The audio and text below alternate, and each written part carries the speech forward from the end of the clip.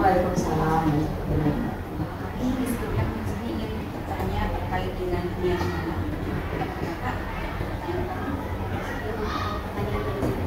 Di kegiatan pernikahan di dunia penggalang ini ada yang membedakan dari dunia yang misalnya siaga atau tidak dari seperti apa? Iya, jelas pasti ada ya Pak. Jadi tingkatan, jadi organisasi kepramukaan sendiri kan sudah dibedakan ke dalam beberapa tingkatan atau jenjang, mulai dari siaga, kemudian penggalang, kemudian penegak, abega. Pastinya ada perbedaan. Nah, kalau menurut saya pribadi dan kebetulan memang menurut saya usia penggalang ini juga tidak cukup lama ya, karena itu lebih kepada apa namanya, semacam batasan ketika setelah siaga kemudian menjadi di usia dewasa. Usia penggalang dari cara remaja, otomatis di sini kegiatan-kegiatannya terkait dengan lebih kepada pengembangan karakter aja, gitu ya. Kalau di siaga mereka lebih bermain, kalau di penggalang di berkegiatan tapi belum terjun ke dunia masyarakat. Iya. Jadi lebih misalnya nih perkemahan itu jasanya perkemahan dulu. Jadi dimulai kemahnya itu dari tingkat sekolah, kemudian nanti keluar sekolah, keluar kota, keluar. Nah itu jadi kalau untuk penggalang itu lebih kepada fun seperti itu ya. Jadi kegiatannya dari yang banyakkan yel-yelnya seperti itu. Kemudian ada juga nanti terkait TKU sama TKK itu lebih kepada yang kegiatan-kegiatan sehari-hari tetapi yang ringan. Iya. Jadi kita membahas tentang pembinaan kakak. Berarti itu kaitannya dengan sistem umum. Ya. Jadi kita penasaran gimana sih cara kakak membina adik-adik penggalang. Ya.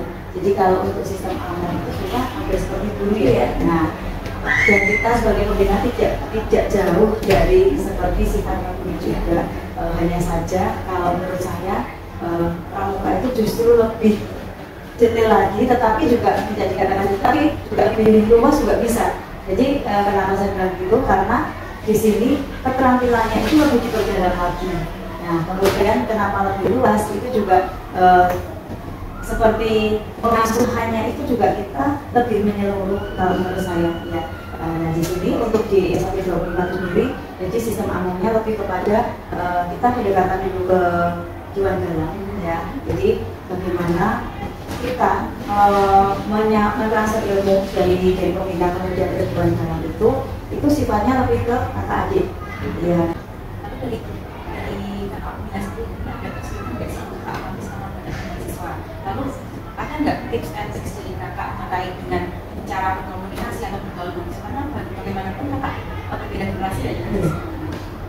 Pertanyaan yang cukup menarik ya Kak, karena iya, nah sebenarnya generasinya itu benar-benar yang sekarang tuh luar biasa kalau menurut saya. Ini masuk ke generasi apa ya? Gen Alpha. Sampai generasi ada saya juga.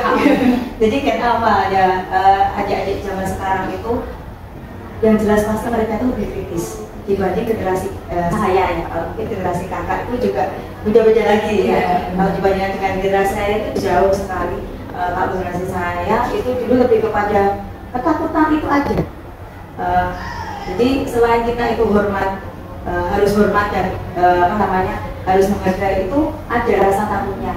Namun di generasi ini itu ketakutan itu agak sedikit memudar.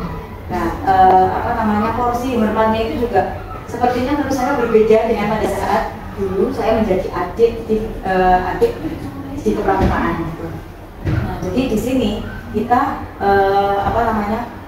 menerapkannya itu lebih kepada ya minimal berkomunikasi, aktif, terus saling mengingatkan. Ya, jadi nggak henti untuk mengingatkan gitu aja. Kalau ketemu kakak, ketemu orang tua seperti ini, kemudian dengan teman-teman yang lain itu kalian sama, tidak ada yang lebih. Itu selalu kita ingatkan seperti itu. Jadi dengan seperti itu harapannya ya mereka ya minimal lah ketika dengan kita dulu, ketika bertemu dengan kita sendiri dulu, itu tuh mereka ada iya gitu. Kemudian yang kedua tadi tentang tipsnya ya, triknya kita mengikuti perkembangan teknologi aja, karena benar-benar kalau tidak salah itu pengamatan kita ya, itu anak-anak generasi sekarang itu mereka lebih percaya kepada teknologi seperti ini dibanding mereka juga harus berkomunikasi dengan orang tua.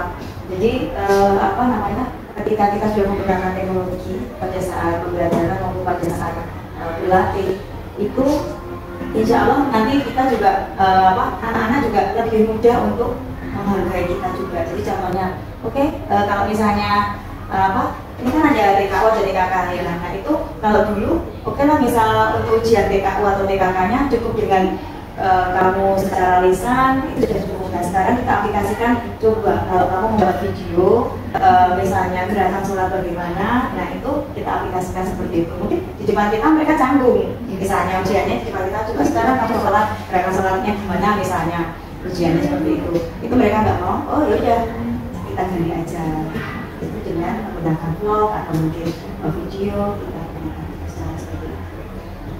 Terima kasih Kakak. Mungkin mengenai dunia mendadak kita cukupkan.